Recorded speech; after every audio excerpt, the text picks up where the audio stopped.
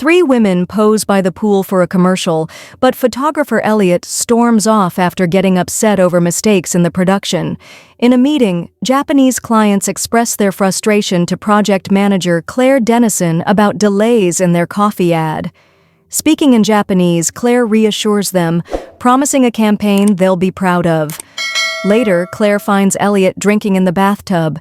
He admits he's worried he's lost his skills after failing to get the perfect shot. Claire encourages him, reminding him of his talent and helping him feel confident again. Inspired, Elliot heads back to the pool to continue the shoot. At the state mental facility, psychiatrist Jonathan Dennison checks on his patients. Hector, a staff member, sings as Jonathan approaches and greets him. Jonathan hands his phone and keys to Elliot before going into Rachel's room. Hector warns Jonathan about Rachel's mood, but Jonathan finishes the sentence with a smile, knowing exactly what to expect. Hector grins, impressed by how well the psychiatrist knows the routine. After the shoot, Claire excitedly tells Elliot the clients loved the results. Overjoyed, Elliot hugs her and suggests they celebrate. Claire politely declines, explaining she needs to go home. Her phone suddenly rings, playing their wedding song. She knows immediately it's her husband, Jonathan. Elliot laughs, teasing her about the cheesy ringtone, but steps aside to let her answer. Later, Claire says goodbye to her team as Pierre hands her a drink. She confides in him that she and Jonathan have been trying for a baby for a year, going through fertility treatments without success. She's concerned that their marriage is losing its spark and doesn't feel as meaningful as it once did. Pierre listens and suggests they try something new, like dressing up and role-playing, to reignite their relationship. That evening, Jonathan excitedly prepares dinner when the doorbell rings. He's surprised to see Claire wearing a black wig and an overcoat. He jokes about not realizing it's Halloween and lets her inside. Claire steps in and introduces herself as Lucia. Ignoring his objections about cooking, she firmly tells him to sit down. As she plays a sensual song, Claire reveals the black outfit beneath her jacket, but when the food starts burning, Jonathan quickly pushes her aside. She sighs in disappointment and sits down. At the dinner table, now in her regular clothes, Claire compliments the food. Jonathan, feeling guilty, admits he should be more open to spicing up their marriage, and could have been more cooperative. He raises a toast, and jokingly suggests that one day when she's away, he might surprise her by showing up as Roberto to her Lucia. Claire laughs, appreciating the playful gesture. A few days later, Claire is traveling to San Francisco for work. Meanwhile, Jonathan is giving a presentation to psychology students at a university. That night, Claire gets a call from Jonathan, who reminds her to eat. As they talk, her voice softens with longing. But when he suddenly starts talking about Freud's theory on desire, she cuts him off, asking him to stop. The romantic mood fades, and she pretends to have work to do, ending the call feeling disappointed. Frustrated, Claire lies back and imagines her husband as Roberto. But as the fantasy continues, she hears Jonathan's voice telling her he can't be the man she's imagining. Annoyed, she stops and shifts from desire to irritation. After the campaign shoot, Claire tries calling Jonathan several times, but he doesn't answer. Feeling tired, she leaves him a voicemail saying she'll stay at the hotel for the night and fly home the next morning. At the hotel, Claire sits alone with her untouched food. Instead of eating, she orders another glass of whiskey, hoping it will ease her loneliness. Claire suddenly spots Jonathan at the bar, but he's not in his usual outfit. Instead, he's wearing stylish clothes. Thinking he's come to surprise her, she excitedly greets him as Roberto and takes a sip of his whiskey. The man insists he doesn't know her. Still believing it's part of their role play, Claire pulls on his scarf and tries to lead him to her room. He hesitates at first, unsure whether to follow, but eventually catches up with her. They playfully chase each other in the elevator and down the hall, laughing and teasing as they go. In Claire's bedroom, she tries to gently push him away with a playful smile. She keeps looking down, but when she smiles and invites him back, they share a warm moment. As Roberto leaves, Claire tells him she'll be in New York for her next business trip and asks if he'll be there. He takes her business card, salutes her with an Italian goodbye, and doesn't answer. Claire smiles, feeling refreshed, silently appreciating Jonathan for keeping up the act as the mysterious Italian man. The next evening, Claire and Jonathan have dinner with friends.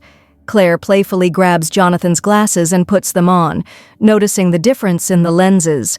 Joan teases her about joining the glasses club, pointing out that most of the people at the table wear them. Claire smiles and says she doesn't need them just yet. In New York, Roberto invites Claire to join him in a game until they meet. He starts by asking her to try on a dress at a boutique, leaving the curtains slightly open so he can watch from afar.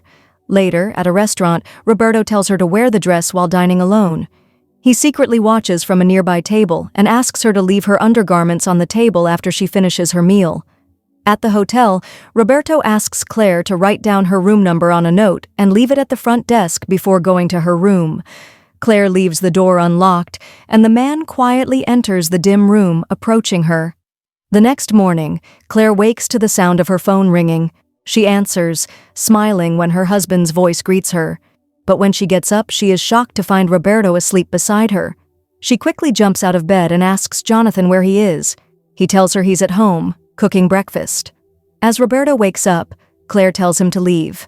He asks why, but she throws his clothes at him. Her voice shaking, she begs him to go.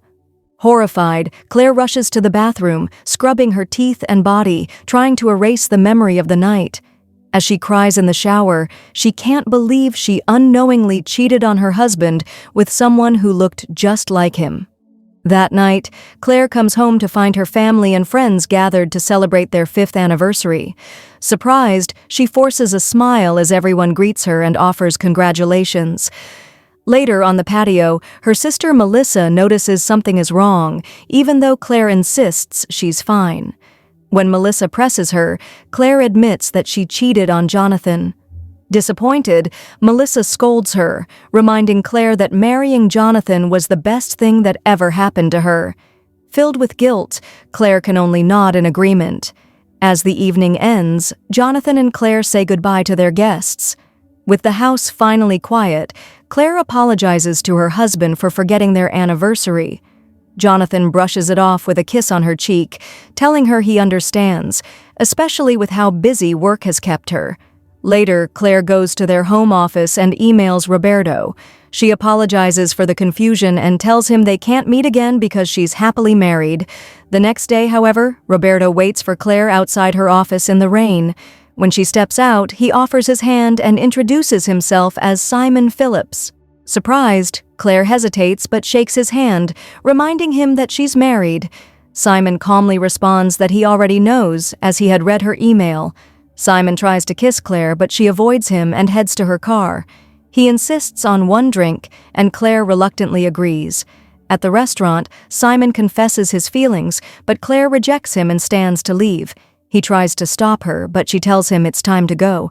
As Claire heads home, her husband calls, asking her to pick up his dry cleaning. Simon follows her, staying at a distance. When Claire enters her house, Simon watches from the bushes, shocked to see that her husband looks just like him. Later, Simon visits Jonathan at the hospital, where they introduce themselves and mirror each other's actions. Simon pretends his wife needs help, but Jonathan reschedules and says they need to cut ties, mentioning lunch with his wife. Jonathan has a sudden realization when he sees their reflection. At the restaurant, Claire kisses Jonathan before sitting down. Jonathan mentions a surprise, but Claire's expression changes when she sees Simon, who looks like Jonathan. Simon sits next to Claire, shakes her hand, and pretends they've never met. Jonathan steps outside for a call, and Claire confronts Simon, who admits he's fascinated by her and can't stop thinking about her. He pressures her to smile as Jonathan watches from the window. When Jonathan returns, Simon excuses himself, and Jonathan gives him his business card. As Simon leaves, he mocks Claire. The next day, Jonathan heads to the airport. That evening, Claire learns Jonathan already picked up her clothes from the dry cleaners. When she gets home, she's shocked to find Simon cooking in the kitchen, pretending to be Jonathan. Simon insists they have dinner. Claire grabs a knife and stands, keeping a distance and nervously watching him. Claire stays calm as Simon finishes his meal and cleans up. After he leaves, she locks the doors and nervously calls Jonathan, but he doesn't answer. The police arrive, and Claire reports Simon's break-in, but the officers blame her, suggesting her behavior led Simon to believe they were more than friends. Frustrated, Claire is told they can't arrest Simon unless he harms her. Meanwhile, Simon returns home, passing Jonathan, who is tied up on the floor. Simon celebrates his victory and forces Jonathan to call Claire, pretending everything is fine. After mocking their conversation, Simon tries to feed Jonathan, but Jonathan spits it out, upset about Simon visiting his wife. The next day, Simon goes to Jonathan's office, unlocks his computer, and learns about his behavior. At an optical store, Simon replaces Jonathan's prescription lenses with clear ones. He imagines Claire inviting him to sail, mimicking Jonathan's voice, and calls her again, frustrated when she doesn't answer. Simon drives to the Dennison's house, leaving frantic voicemails for Claire. At home, Claire is terrified as her phone rings non-stop. In a panic, she smashes the phone against the wall. Suddenly, she hears the phone ring from the kitchen. As she picks it up, Simon smashes the back door and enters. Terrified, Claire rushes to the front door, but Simon catches her, knocking her down. She struggles, but he drags her away, trapping her. At the hospital, Claire undergoes an examination and reports the attack. Officers guard her house, waiting to arrest Simon. Meanwhile, Simon tries to frame Jonathan.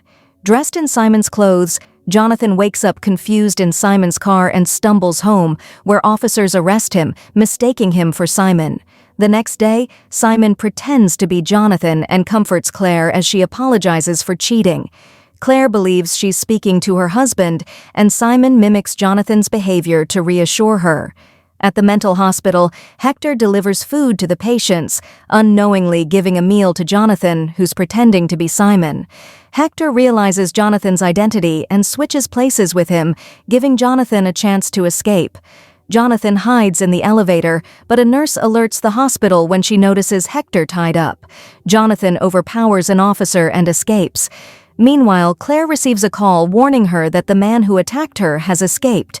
In a panic, she prepares to leave, but Simon forces her to go to their cabin, forbidding her from making any calls.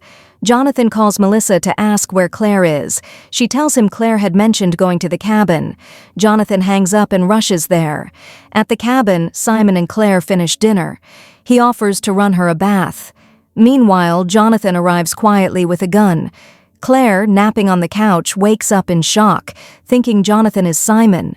Simon then enters and hits Jonathan with a pan. They struggle, and Simon's fake glasses fall off. Claire grabs the gun but hesitates, unsure whom to trust.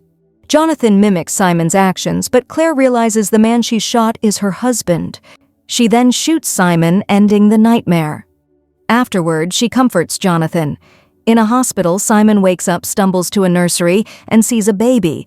Suddenly, Claire wakes up, realizing it was all a dream. Jonathan hands her their newborn son, and she holds him, but the fear that Simon's past may still haunt her lingers. Thanks for tuning in. Don't forget to subscribe, hit the bell icon, and stay connected with us.